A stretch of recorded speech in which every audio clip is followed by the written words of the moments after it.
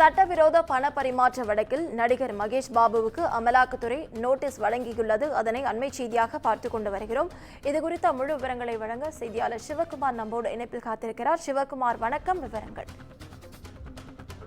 வெப்பதற்காக முன்னணி நடிகர்கள் மட்டுமல்லாது விளையாட்டு வீரர்களையும் உபயோகப்படுத்துவது தற்போது ஒரு பேஷனா இருக்குங்க. இந்நிலையில ரியல் எஸ்டேட் நிறுவனங்களோட விளம்பர படங்கள்ல நடித்த நடிகர் மகேஷ் பாபு மீது சட்டவிரோத பண பரிமாற்ற குற்றச்சாட்டு தற்போது எழுந்திருக்கு. கடந்த 27ஆம் தேதி, அதாவது இம்மாதம் 27ஆம் தேதி அன்னைக்கு விசாரணைக்கு ஆஜராக மகேஷ் பாபுக்கு அமலாக்கத்துறை தற்போது நோட்டீஸ் அனுப்பியிருக்குங்க.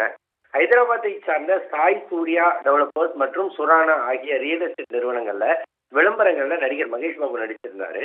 இந்நிலையில கடந்த 16ஆம் தேதி அன்று இந்த இரண்டு நிறுவனங்களோட அலுவலகங்கள் மற்றும் நிறுவன உரிமையாளர்களோட வீடுகள்ல அமலாக்கத்துறையானது சோதனை நடத்தியது. அப்போ 5,90,00,000 ரூபாயை நடிகர் மகேஷ் பாபுக்கு அந்த நிறுவனங்கள் கட்டணமாக வழங்கியிருப்பதை கண்டுபிடிக்கப்பட்ட நிலையில அந்த தொகையில 3,40,00,000 ரூபாயை காசோலையாகவும் 2,50,00,000 ரூபாயை நடிகர் மகேஷ் பாபு ரொக்கமாக பெற்றுக்கொண்டதை அமலாக்கத்துறையினர் அந்த அமலாக்கத்துறை அதிகாரிகள் சோதனையில கண்டுபிடிச்சாங்க. இந்த விவகாரத்தில் நடைபெற்ற சட்டவிரோத பண பரிமாற்ற குற்றச்சாட்டுல வர்ற 27ஆம் தேதி விசாரணைக்கு ஆஜராகணும்னு நடிகர் மகேஷ் பாபுக்கு அமலாக்கத்துறை நோட்டீஸ் அனுப்பி இருக்கிறதுங்க. விவரங்களுக்கு நன்றி சிவகுமார்.